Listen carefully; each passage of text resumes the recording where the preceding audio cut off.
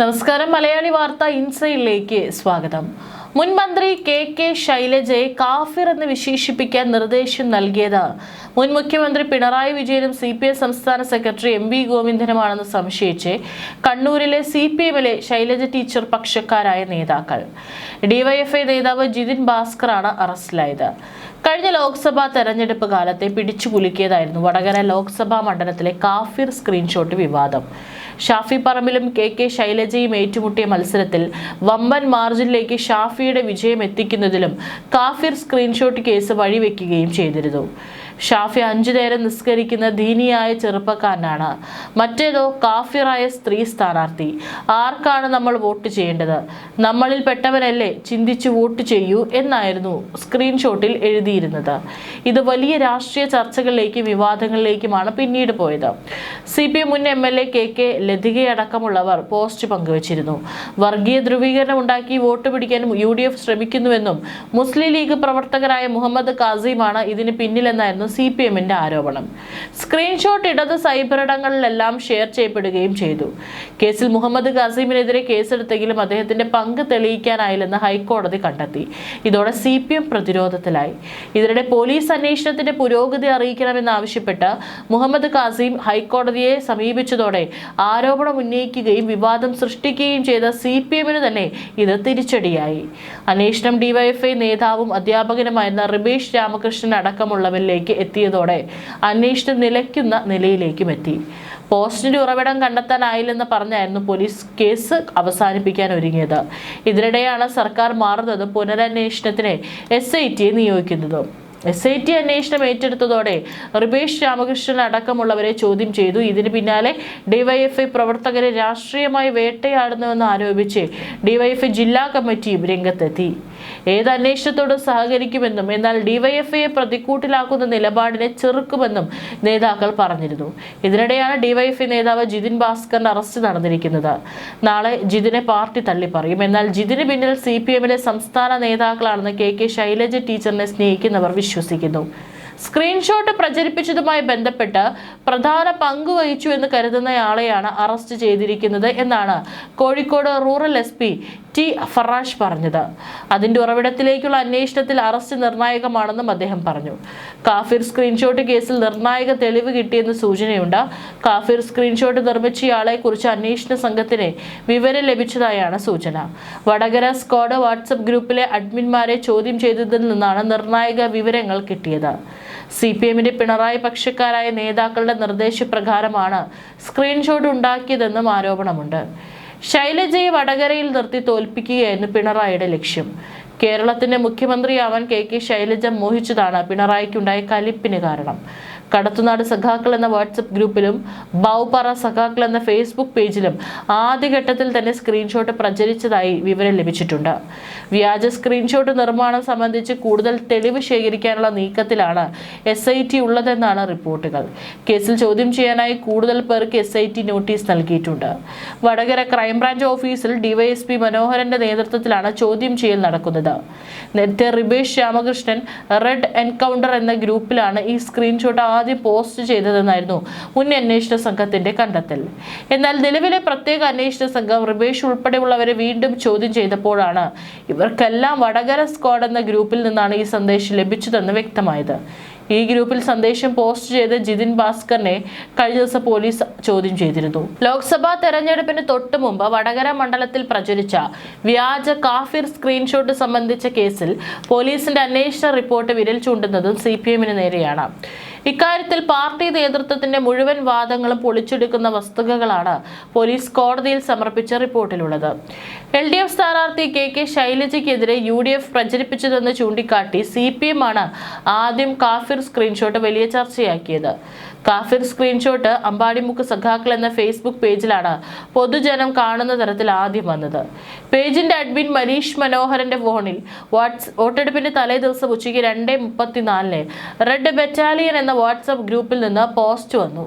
Red battalion ഗ്രൂപ്പിൽ അന്ന് ഉച്ചയ്ക്ക് 2:13 അമൽറാമാണ് പോസ്റ്റ് ചെയ്തത്. അമൽറാമിന് പോസ്റ്റ് ലഭിച്ചത് റെഡ് എൻകൗണ്ടേഴ്സ് എന്ന വാട്സ്ആപ്പ് ഗ്രൂപ്പിൽ നിന്നാണ്. റെഡ് എൻകൗണ്ടേഴ്സിൽ ആ പോസ്റ്റ് ഇട്ടത് അധ്യാപകരും ഡിവൈഎഫ്ഐ വടകര ബ്ലോക്ക് പ്രസിഡന്റുമായ റിബേഷ് ആണെന്നും കണ്ടെത്തി. റിബേഷിനെ ചോദ്യം ചെയ്തെങ്കിലും എവിടെ നിന്നാണ് ഈ പോസ്റ്റ് ലഭിച്ചതെന്ന് അദ്ദേഹം വ്യക്തമാക്കിയില്ല. ഇതോടെ ഫോൺ കസ്റ്റഡിയിലെടുത്ത് പരിശോധനയ്ക്ക് അയച്ചു. വ്യാജ പോസ്റ്റ് വന്ന പോരാളി ഷാജി എന്ന ഫേസ്ബുക്ക് പേജിന്റെ അഡ്മിനായ വഹാബിന്റെ ഫോണും പിടിച്ചെടുത്ത് പരിശോധനയ്ക്ക് അയച്ചു. ഇക്കാര്യങ്ങളാണ് കോടതിയിൽ സമർപ്പിച്ച പോലീസ് റിപ്പോർട്ടിലുള്ളത്.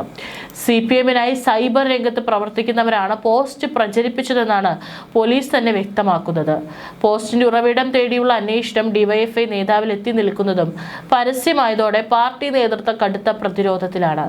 അതിനിടെ CPM പാർട്ടി തലത്തിൽ സമാന്തരമായി നടത്തിയ അന്വേഷണത്തിൽ സൈബർ പോരാളികൾക്കുള്ള പങ്ക് കണ്ടെത്തിയിരുന്നു.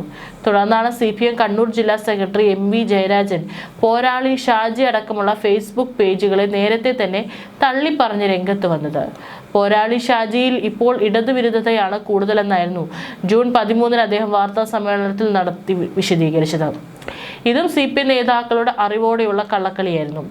ഡിവൈഎഫ്ഐ നേതാവ് റിബേഷ് രാമചന്ദ്രനെ അന്ന് പാർട്ടി അനുകൂലിച്ചിരുന്നു. ഇത് ശൈലജയെ ആശങ്കയിലാഴ്ത്തി. ഡിവൈഎഫ്ഐ കോഴിക്കോട് ജില്ലാ സെക്രട്ടറിയാണ് റിബേഷിനെ അനുകൂലിച്ച് രംഗത്തെത്തിയത്. KK ശൈലജ ടീച്ചറെ വടകരയിൽ നിന്ന് തോൽപ്പിക്കാൻ CPM സംസ്ഥാന സെക്രട്ടറി MV ഗോവിന്ദൻ ഉൾപ്പെടെയുള്ള നേതാക്കൾ അരയും തലയും മുറുക്കി രംഗത്തെത്തിയിരുന്നതായി ആരോപണം ഉയർന്നിരുന്നു. ശൈലജയുടെ അശ്ലീല വീഡിയോ പുറത്തിറങ്ങിയെന്ന് വരെ MV ഗോവിന്ദൻ പ്രചരിപ്പിച്ചു. തന്റെ അശ്ലീല വീഡിയോ പ്രചരിപ്പിച്ചിട്ടില്ലെന്ന് ടീച്ചർ പരസ്യ പ്രസ്താവന നടത്തിയെങ്കിലും ഗോവിന്ദൻ ടീച്ചറെ വെറുതെ വിട്ടില്ല. അശ്ലീല വീഡിയോ താൻ കണ്ടെന്നാണ് സെക്രട്ടറി പറഞ്ഞത്. താൻ കാണാത്ത ഏത് വീഡിയോ ആണ് ഗോവിന്ദൻ കണ്ടതെന്ന് ടീച്ചർ ചോദിച്ചു. ഗോവിന്ദൻ കണ്ടതും ടീച്ചർ കാണാത്തതുമായ വീഡിയോ ഏതായാലും അന്വേഷണ ഉദ്യോഗസ്ഥരെ കൈമാറിയിട്ടില്ല.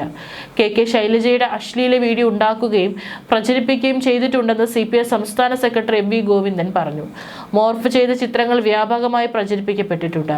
പിണറായി അടക്കം വെച്ച് ചിത്രം മോർഫ് ചെയ്യേണ്ട പ്രശ്നം എന്താണെന്നും അദ്ദേഹം ചോദിച്ചു. മാതൃഭൂമി ന്യൂസിന്റെ ചോദ്യം ഉത്തരം അഭിമുഖം പരിപാടിയിലായിരുന്നു അദ്ദേഹത്തിന്റെ പ്രതികരണം.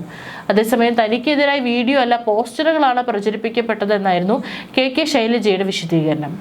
ശൈലജ ടീച്ചർക്കെതിരായി മോർഫ് ചെയ്ത ചിത്രങ്ങൾ ഉൾപ്പെടെ തെറ്റായ നിരവധി കാര്യങ്ങൾ അവിടുത്തെ സ്ഥാനാർത്ഥിയും VD സതീശനും ഉൾപ്പെടെ എല്ലാം അറിഞ്ഞുകൊണ്ട് തന്നെ പ്ലാൻ ചെയ്ത് പ്രചരിപ്പിച്ചിട്ടുണ്ടെന്ന് അന്ന് ഗോവിന്ദൻ പറഞ്ഞു. പോൺ വീഡിയോ ഇല്ലെന്ന് ടീച്ചർ അല്ലല്ലോ പറയേണ്ടത്, ഞങ്ങൾ എല്ലാവരും പറയണ്ടേ? ടീച്ചർ പറയേണ്ടതില്ല, ഞങ്ങൾക്ക് എല്ലാവർക്കും അറിയുന്നതല്ലേ, രാജ്യത്തെ ജനങ്ങൾ കണ്ടതല്ലേ? സാങ്കേതിക പദം ഉപയോഗിച്ച് അതിൽ പിടിച്ചു നിൽക്കാനാണ് ഷാഫി പറമ്പിൽ ശ്രമിക്കുന്നതെന്നും MV ഗോവിന്ദൻ പറഞ്ഞു. അവിടെ നടന്ന സൈബർ ആക്രമണം മുഴുവൻ നിലവിലുള്ള കോൺഗ്രസ് സ്ഥാനാർത്ഥി കൂടെ അറിഞ്ഞുകൊണ്ടാണ്. അതിന്റെ ഗുണഭോക്താവ് ആരാണ്? തെരഞ്ഞെടുപ്പ് പ്രവർത്തനത്തിന്റെ ഭാഗമായി അശ്ലീലത്തെ ഉപയോഗിക്കുന്ന ആദ്യത്തെ പ്രതിപക്ഷ നേതാവും സ്ഥാനാർത്ഥിയുമാണ് VD സതീശനും ഷാഫി പറമ്പിലും എന്നും അദ്ദേഹം പറഞ്ഞു. ആരോപണം ഉന്നയിച്ചിട്ടുണ്ടെങ്കിൽ ഞങ്ങളത് തെളിയിക്കുക തന്നെ ചെയ്യുമെന്ന് MV ഗോവിന്ദൻ വ്യക്തമാക്കി. എന്നാൽ ആരും തെളിയിച്ചില്ല. ഷാഫി പറമ്പിൽ ശൈലജയ്ക്കെതിരെ വക്കീൽ നോട്ടീസ് അയച്ചിരുന്നു. അപകീർത്തി കേസ് കോടതിയിലെത്തിയാൽ MV ഗോവിന്ദൻ ഒറ്റയ്ക്കാകും. കാരണം കേസിൽ സാക്ഷിയായ വ്യക്തി അങ്ങനെയൊരു സംഭവം ഉണ്ടായിട്ടില്ലെന്ന് പറഞ്ഞാൽ അത് മാത്രമാണ് കോടതിയിൽ തെളിവ്. അങ്ങനെ സ്ഥാനാർത്ഥി ഇല്ലെന്ന് പറയുന്ന വീഡിയോ ഉണ്ടെന്ന് ഒരാൾ പറഞ്ഞാൽ അയാൾക്ക് തെളിവ് നൽകേണ്ടി വരും. എങ്ങനെയാണ് വീഡിയോ തന്റെ കയ്യിലെത്തിയതെന്ന് പറയേണ്ട ബാധ്യത ഗോവിന്ദനുണ്ട്. ഇക്കാര്യം ഗോവിന്ദൻ പറയുമോ എന്ന് കണ്ടറിയണം. ഏതായാലും ഷാഫി പറമ്പിൽ കേസ് കൊടുത്ത സാഹചര്യത്തിൽ മറുപടി പറയേണ്ട ബാധ്യത MV ഗോവിന്ദനുണ്ട്. ശൈലജ ടീച്ചർ തോൽക്കേണ്ടത് MV ഗോവിന്ദന്റെ ആവശ്യമായിരുന്നു. ഭാവി മുഖ്യമന്ത്രിയാകാൻ തയ്യാറെടുക്കുന്ന MV ഗോവിന്ദന്റെ ഏക റിബൽ KK ശൈലജയാണ്. കോടിയേരി ബാലകൃഷ്ണൻ നിത്യതയിൽ ലയിച്ചതോടെ ഗോവിന്ദന് എതിരാളികൾ ഇല്ലാതായി. ഏക തടസ്സം ടീച്ചറമ്മയുടെ ഇമേജാണ്. ഇത് കണക്കിലെടുത്താണ് ടീച്ചറെ വടകരയിൽ മത്സരിപ്പിച്ചത്. വടകര CPM-ന്റെ തൂക്കുകയറാണ്. പാർട്ടിക്ക് മുകളിൽ പറക്കുന്നവരെ മര്യാദ പഠിപ്പിക്കാൻ വേണ്ടിയാണ് വടകരയിൽ എത്തിക്കുന്നത്. P ജയരാജനും N ഷംസീറും ഒക്കെ ഇത്തരത്തിൽ വടകരയിൽ എത്തി മര്യാദ പഠിച്ചവരാണ്. RMP ഉള്ളിടത്തോളം കാലം വടകരയിൽ CPM ജയിക്കില്ല. TP ചന്ദ്രശേഖർ മരിച്ചെങ്കിലും അണയാത്ത ജ്വാലയാണ് ഇന്നും. KK രമയാണ് വടകരയിലെ പ്രതിനിധിയെ തീരുമാനിക്കുക. അമ്മയുടെ കരുതലും ടീച്ചറുടെ വാത്സല്യവുമായി KK ശൈലജയെ വടകരയിൽ ഇറക്കിയത് CPM വിജയിക്കുന്നതിന് വേണ്ടിയാണ്. എന്നാൽ ജയത്തിന് വേണ്ടി കുറുക്കുവഴികൾ തേടുകയായിരുന്നു CPM. കേരളം ബഹുമാനിക്കുകയും ആദരിക്കുകയും ചെയ്യുന്ന ശൈലജയെ സമൂഹ മധ്യത്തിൽ താറടിപ്പിച്ച് അവരുടെ ഇമേജ് തകർക്കുകയായിരുന്നു പാർട്ടിയുടെ ലക്ഷ്യം. അങ്ങനെ വരുമ്പോൾ അവർ മുഖ്യമന്ത്രി സ്ഥാനത്തിന് പരിഗണിക്കപ്പെടില്ല. പിണറായി കഴിഞ്ഞാൽ ശൈലജ എന്നൊരു ചിന്ത ഏറെ നാളായി അന്തരീക്ഷത്തിൽ അലയടിക്കുന്നുണ്ട്. ഇത് പാറിപ്പറക്കുന്ന നേരത്ത് ഗോവിന്ദൻ രംഗത്തുണ്ടായിരുന്നില്ല. കോടിയേരി മരിച്ചതോടെയാണ് ഗോവിന്ദൻ തിളങ്ങിയത്. അപ്രതീക്ഷിതമായി കോടിയേരി കടന്നുപോയതോടെ ഗോവിന്ദൻ കളത്തിൽ ഒറ്റയ്ക്കായി. പിണറായി ആകട്ടെ ഒന്നിനു പുറകെ ഒന്നായി പ്രതിസന്ധിയിലുമായി. നേതാക്കളുടെ നിർദ്ദേശപ്രകാരമാണ് ഒന്നാം പിണറായി സർക്കാരിന്റെ കാലത്ത് ആരോഗ്യ മന്ത്രാലയത്തിൽ പ്രവർത്തനങ്ങൾ നടന്നിരുന്നത്. ശൈലജ ടീച്ചർ ആരോഗ്യമന്ത്രിയുടെ കസാരയിൽ ഇരിക്കുകയും മറ്റുള്ളവർ ആരോഗ്യവകുപ്പ് ഭരിക്കുകയും ചെയ്യുന്ന സാഹചര്യമാണ് അക്കാലത്ത് സെക്രട്ടേറിയറ്റിലുണ്ടായിരുന്നത്. കോടിക്കണക്കിന് രൂപയുടെ കച്ചവടമാണ് അക്കാലത്ത് ആരോഗ്യ വകുപ്പിൽ നടന്നതെന്നും ആരോപണം ഉയർന്നിരുന്നു. കോവിഡ് വന്നു കയറിയതോടെ നേതാക്കൾക്കെല്ലാം ചാകരയായി. ദുരന്തങ്ങളെ ഉത്സവമാക്കുകയാണ് പിണറായി സർക്കാർ ചെയ്തത്. കോടികളുടെ പർച്ചേസ് തലങ്ങും വിലങ്ങും നടന്നു.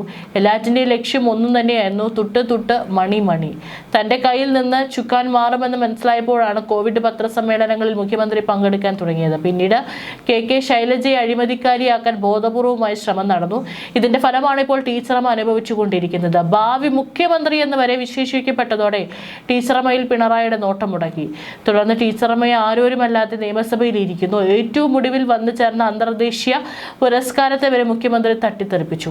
ഇതാ ഇപ്പോൾ അശ്ലീല വീഡിയോ വിവാദവും. അവരുടെ പ്രായം പോലും CPM നേതാക്കൾ കണക്കിലെടുക്കുന്നില്ല. ശൈലജയെ വിളിക്കൂ, കേരളത്തെ രക്ഷിക്കൂ എന്നായിരുന്നു ടീച്ചറുടെ ആരാധകരുടെ മുറവിളി. ശൈലജയ്ക്ക് മാത്രം കൈകാര്യം ചെയ്യാൻ കഴിയാത്ത സാഹചര്യമാണ് കഴിഞ്ഞ നിപ്പ കാലത്ത് കോഴിക്കോട് നടന്നതെന്നായിരുന്നു വ്യാഖ്യാനം. കോഴിക്കോട് സർക്കാർ ഗസ്റ്റ് ഹൗസിൽ ക്യാമ്പ് ചെയ്താണ് നിപ്പയുടെ സമയത്ത് ശൈലജ ടീച്ചർ കാര്യങ്ങൾ കൈകാര്യം ചെയ്തത്. നിപ്പയ്ക്ക് പിന്നാലെ വന്ന കോവിഡും ശൈലജ ടീച്ചർ കൈകാര്യം ചെയ്തിരുന്നു. എന്നാൽ ശൈലജയെ പിണറായി മന്ത്രിസ്ഥാനത്ത് നിന്നും നിഷ്കരണം ഒഴിവാക്കി. KR ഗൗരിയമ്മയുടെയും VS അച്യുതാനന്ദന്റെയും വഴിയെ രക്തസാക്ഷിയാവുകയായിരുന്നു KK ശൈലജ. എന്നാൽ ഗൗരിയമ്മയെയും VSനെയും പോലെ ശൈലജ നിഷ്കളങ്കയല്ലെന്നാണ് CPMലെ പിണറായി ഭക്തർ പറയുന്നത്. അതെന്തായാലും മരുമകനെ വരെ മന്ത്രിയാക്കിയിട്ടും KK ശൈലജയെ ഒഴിവാക്കിയ പിണറായി വിജയന്റെ നടപടിയിൽ സീതാറാം യെച്ചൂരി ക്ഷുഭിതനായിട്ടും ഫലമുണ്ടായില്ല. ഐസക്കിനെയും സുധാകരനെയും ഇതേ മട്ടിലാണ് പിണറായി വെട്ടിയത്. KR ഗൗരിയെയും VSനെയും മുഖ്യമന്ത്രിയാക്കാമെന്ന് പറഞ്ഞാണ് ഇടതുപക്ഷം 2 തവണ വോട്ട് തേടിയത്. എന്നാൽ തിരഞ്ഞെടുപ്പിന് ശേഷം ഗൗരിയമ്മയെയും അച്യുതാനന്ദനെയും ബലി കൊടുത്തു. യഥാർത്ഥത്തിൽ ആരോഗ്യമന്ത്രി ശൈലജയാണ് പിണറായിക്ക് തുടർഭരണം ഉറപ്പാക്കിയത്. ശൈലജയ്ക്ക് ആരോഗ്യമോ ധനമോ കിട്ടുമെന്ന് അവസാന നിമിഷം വരെ എല്ലാവരും പ്രതീക്ഷിച്ചു. എന്നാൽ സംസ്ഥാന കമ്മിറ്റി ചേരുന്നതിന് മുമ്പ് തന്നെ പിണറായി തീരുമാനങ്ങൾ എടുത്തിരുന്നു. തന്റെ വിശ്വസ്തനായ കോടിയേരിയെ കൊണ്ടാണ് പിണറായി ചരട് വലിച്ചത്. മന്ത്രി പട്ടിക കമ്മിറ്റിയിൽ അവതരിപ്പിച്ചതും കോടിയേരിയാണ്. യഥാർത്ഥത്തിൽ കോടിയേരി പാർട്ടി സെക്രട്ടറി അല്ല. എന്നിട്ടും അദ്ദേഹം എങ്ങനെയാണ് പട്ടിക തയ്യാറാക്കിയതെന്ന് CPM നേതാക്കൾ പോലും അത്ഭുതപ്പെട്ടു. ശൈലജയുടെ വഴി അടയ്ക്കുകയായിരുന്നു പിണറായിയുടെ ലക്ഷ്യം. അവരെ ടീച്ചറമ്മയെന്ന് മുഖ്യമന്ത്രി സ്ഥാനാർത്ഥി എന്ന് ചിലർ വിശേഷിപ്പിക്കുമ്പോൾ അവർ അപകടം മനസ്സിലാക്കേണ്ടതായിരുന്നു. P ജയരാജന് സംഭവിച്ചത് ഇത് തന്നെയാണ്. KK ശൈലജയെ മാറ്റി നിർത്തിയത് ദേശീയ തലത്തിൽ തന്നെ വലിയ ചർച്ചയായിരുന്നു. CPM നേതൃത്വത്തിനടക്കമുള്ള അതൃപ്തി മറനീക്കി പുറത്തു വരികയും ചെയ്തു. പുതിയ നേതാക്കളെ കൊണ്ടുവരാൻ എന്ന വിശദീകരണം നൽകുമ്പോഴും കേന്ദ്ര കമ്മിറ്റി അംഗം എന്ന നിലയ്ക്ക് KK ശൈലജയ്ക്ക് മാത്രം ഇളവ് നൽകാൻ തടസ്സമുണ്ടായിരുന്നില്ല. KK ശൈലജയ്ക്ക് കിട്ടിയ ജനസ്വീകാര്യതയിൽ പാർട്ടിക്കുള്ളിലെ ചിലർക്കുള്ള അസ്വസ്ഥതയാണ് പുറത്തു വന്നത്. മുമ്പ് സംസ്ഥാന ഘടകത്തിൽ വൻ ഭിന്നത ഉണ്ടായതുകൊണ്ടാണ് VSന് സീറ്റ് നിഷേധിച്ചതിൽ PB ഇടപെട്ടത്. അത്തരമൊരു സാഹചര്യം ശൈലജയുടെ കാര്യത്തിൽ ഉണ്ടായില്ല. ഒടുവിൽ മെക്സസെ പുരസ്കാരത്തിൽ നിന്നും ശൈലജയെ വെട്ടി. കൂട്ടായ പ്രവർത്തനത്തിന്റെ ഫലം കിട്ടേണ്ടത് സർക്കാരിനാണെന്ന് ശൈലജ പറയുമ്പോഴും അവാർഡ് നിരസിക്കേണ്ടി വന്നതിൽ അവർക്ക് വേദനയുണ്ട്. ഇത്തരത്തിൽ വേദന കടിച്ചമർത്തി ജീവിക്കുന്ന ശൈലജയ്ക്ക് നേരെയാണ് ഇടതുപക്ഷം പോസ്റ്റർ വിവാദം കത്തിച്ചത്. ഇത്തരം ആരോപണങ്ങളെല്ലാം നേരിടാനുള്ള കരുത്ത് ശൈലജയ്ക്കില്ലെന്ന കാര്യം ഉറപ്പാണ്. തന്റെ കരിയർ തന്നെ നശിച്ചതായി ശൈലജ കരുതുന്നു. ചെയ്ത നല്ല കാര്യങ്ങൾക്കെല്ലാം കോടതി കയറി ഇറങ്ങേണ്ട അവസ്ഥയാണ് ഇപ്പോൾ ആരോഗ്യമന്ത്രിക്കുള്ളത്. ഇതിനെല്ലാം കാരണം പിണറായി ആണെന്ന് ശൈലജ വിശ്വസിക്കുന്നു. തന്നെ അദ്ദേഹം ബലി കൊടുത്തതായി ശൈലജ വിശ്വസിക്കുന്നു.